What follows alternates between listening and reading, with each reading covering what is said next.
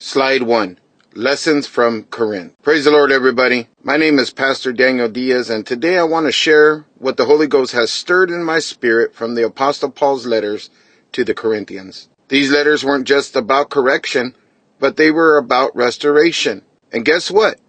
The issues they had back then we're still facing today. So my message is titled, Unity, Maturity, and the Cross. We're not just studying Corinth.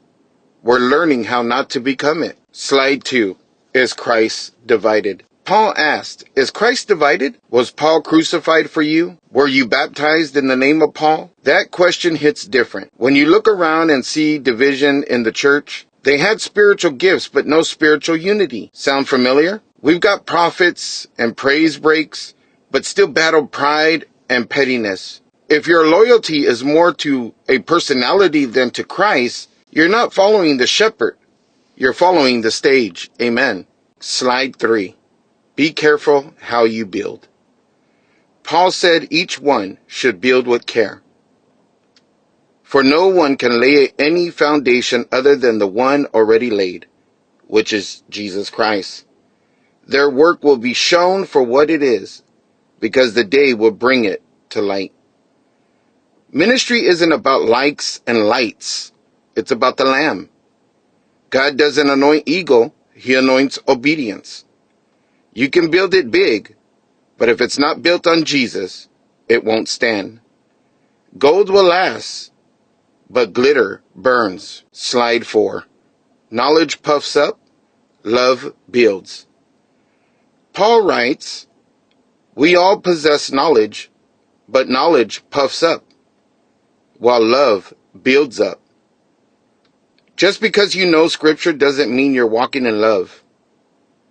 Truth without love becomes a weapon. Liberty without love becomes a stumbling block.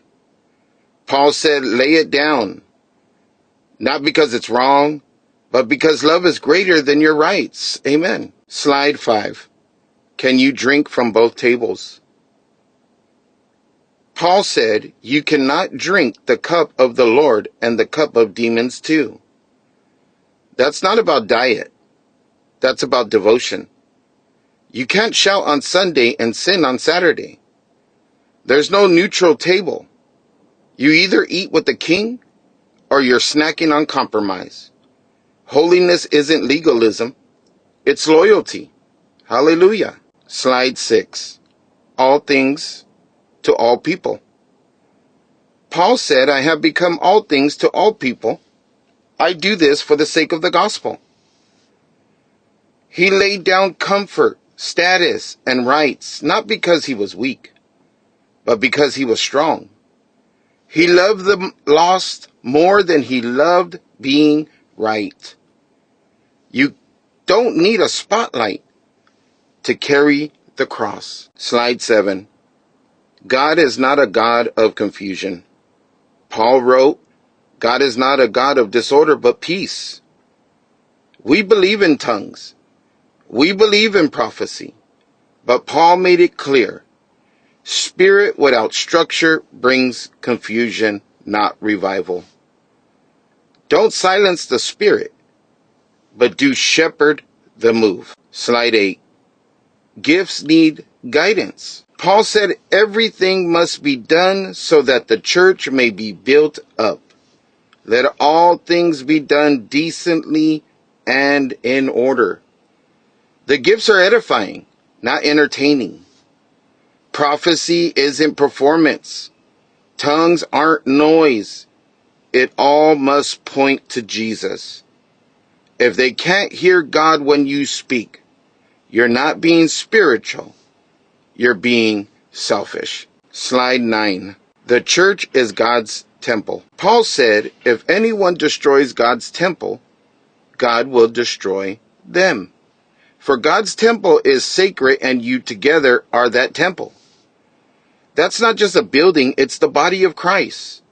The church doesn't belong to us. It was bought by the blood. And God doesn't play when you tear apart what He died for.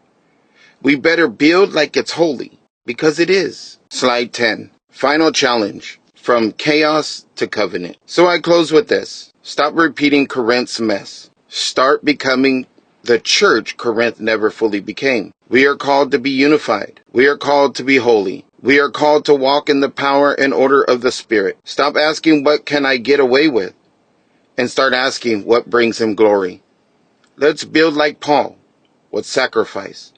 Let's lead like Jesus. What love? Let's live like we're bought with a price, because we are. The cross is still enough.